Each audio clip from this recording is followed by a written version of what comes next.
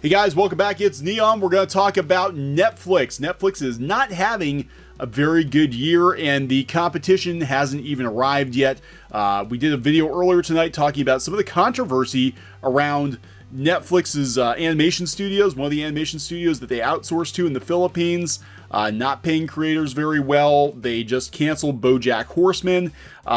So on the animation side, there's a lot of controversy and news, I guess, and obviously the biggest news is Netflix's stock, and Netflix gearing up for, well, a real challenge. They're going to have stiff competition from Disney, from Apple, from Warner Brothers, from Universal, from everybody.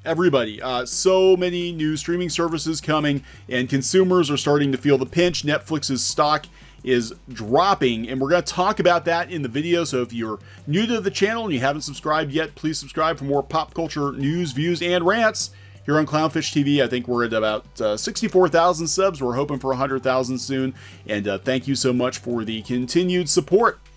All right, this coming from Variety. Netflix stock drops after CEO acknowledges tough competition coming from Disney and Apple. Yeah, Disney and Apple are right around the corner. We're talking like 6-8 weeks away.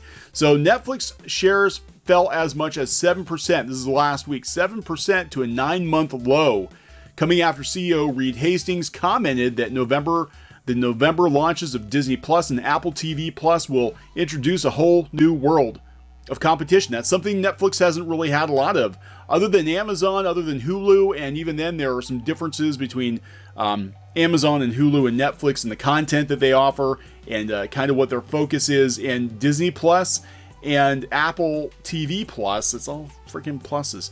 All these pluses are going right for the jugular. They're going to basically be a Netflix competitor, direct competitor. Hastings, speaking at the Royal Television Society conference last week in Cambridge, said, "While we've been competing with many people in the last decade, it's a whole new world starting in November between Apple launching and Disney launching and Amazon's ramping up." He also talked about NBC Universal's Peacock streaming service. So the cock might screw Netflix too. They are taking The Office, so that's one of their top shows. That's a huge blow to Netflix. So that's coming in 2020. It'll be a tough competition. Direct-to-consumer customers will have a lot of choice. And yeah, what are they going to do? I mean, is everybody going to subscribe to everything? I think somebody mathed it out, and conservatively for the entry-level subscriptions to subscribe to all of these services, you're talking like $100 a month. So Netflix stock closed down 5.5% for that day to $270.75 per share, which Netflix stock, I don't understand why it's so high. It seems like it's artificially high, but it's not going to be high for much longer. Okay, so that was last week. Now, Netflix's stock is down 30% from highs heading into Q3 earnings. So should you buy it or not? I don't know. A lot of people have a lot of worries about it. It's not doing well. Yahoo Finance says that Netflix shares are down 2% in 2019, have fallen 30% over the last 12 months. I know when we first bought Netflix stock, I think it was over $300 a share, and now it's down to like $270. The streaming TV firm's fall can be blamed on its massive Q2 subscriber miss. Yeah, they only got like half as many subs as they wanted. It wasn't working out very well for them. So they said that Wall Street investors are worried since Netflix is preparing to face new competition from Disney and Apple in November. Motley Fool, 3 concerns Netflix stock owners should take seriously. So this is very interesting. They talk about a lot of problems that Netflix is having and why the consumer confidence is dropping in Netflix. I mean, look at all these streaming services: Disney Plus, Apple Plus, AT&T, Now, Peacock, Prime, Hulu. So if you're following Netflix even the slightest, these names are a resounding chorus on repeat. The CEO did address last week. We talked about that. Netflix is already being dinged, though. The clear number one risk for Netflix is competition, with deep-pocketed companies like Apple spending billions to provide streaming options to viewers. Netflix will struggle to retain and gain market share. And yeah, there's that rumor out there that Apple might buy Sony. I don't know if they can do it. But if they bought Sony, that would give them access to a pretty huge library. And this is Apple we're talking about, Apple, which has the iTunes store, and literally everybody is in the iTunes store. So I'm sure they will have no problem getting content. It's going to be very tough. Netflix's debt. This is a big one. Netflix's debt is on a steady climb. Debt's not always a bad thing, but if it starts to climb too high or isn't being used effectively to drive the business, you've got a problem. You could look at total debt independently, but this can be misleading. A better metric to use is the debt to equity ratio, which compares debt to shareholder equity. The higher the number, the more risk. So in 2014, Netflix's debt to equity ratio was 0.61. As of June of this year, it was 2.06. So that is high, regardless of the industry. That is high. It's very bad. So if Netflix is unable to outgrow its growing debt, it may have a problem. Netflix projected free cash flow of negative $3.5 billion for all of 2019. In other words, way more money is going out the door than coming in. This is key. Way more money is going out the door than coming in. This can fuel growth.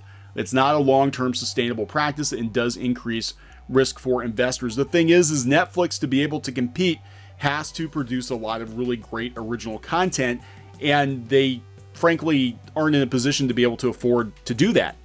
So I don't know what they're going to do, but I think the reason you're seeing a lot of the TV shows, the animated TV shows especially, being done on the cheap now is because Netflix doesn't have the deep pockets. They're not spending money as freely as they were a couple of years ago. I think this is why you're seeing so many animated shows get canceled, because animated series are very expensive to produce. And I still think She-Ra is probably not going to get a fourth season, but that's just a personal opinion. So they're losing The Office. That's their number one show. That's a huge loss for them. It's going to Peacock. They said the content changes and price increases upset customers. There's nothing people love more than paying higher prices for less product. So as mentioned previously, Netflix lost 126,000 US customers in Q2 of this year, which Hastings blamed on price increases unaccompanied by increased content choices. Yeah, Netflix, they have a lot of original content, but a lot of it's garbage. I mean, a lot of it's not very good. They lost The Office and Friends to other streaming services, and they did raise the prices. I think when Netflix started, it was like $7.99, $8.99. Now it's like freaking $12, $15. And I think the next step for them, honestly, is they're probably going to have to start running ads. They're going to have to be like Hulu, and they're going to have to run ads if they're going to stay competitive. So this article from Forbes just came out, I think, yesterday. Netflix's problem presents a great opportunity. I just want to point this out before we log off. They said the party's over for Netflix. If you look around at the streaming industry, it's a crowded bar fight. They talk about Apple launching its own streaming service called Apple TV, talk about Disney Plus, yada yada. See what's happening? The world's richest and most powerful companies are invading the streaming market that Netflix has enjoyed a near monopoly on for years. So this is the problem. Netflix really never had any major competition. I mean, Amazon was kind of doing its thing. They were, kind of aggregating everybody's content. Now they're spending more money to create original stuff. But Netflix really didn't have any direct competition. Even Hulu, it was more about, live TV and shows you missed yesterday. And now they're starting to push more into original content. Of course, Disney's going to take control of that.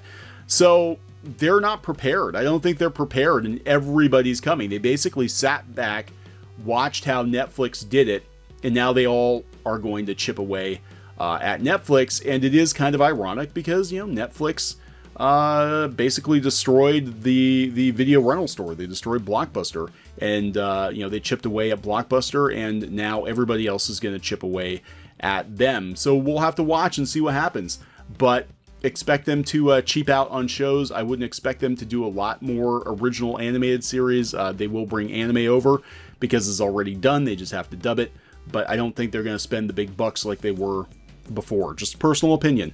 So please subscribe for more pop culture news, views, and rants here on Clownfish TV. This has been Neon, and we'll talk later. Hey guys, thanks for watching Clownfish TV. Please consider supporting the channel. Go to clownfishsupport.com. That's clownfishsupport.com. And if you want to join our community, go to clownfishtalk.com. That's clownfishtalk.com. Please subscribe, ring the bell for notifications. We will talk to you next time.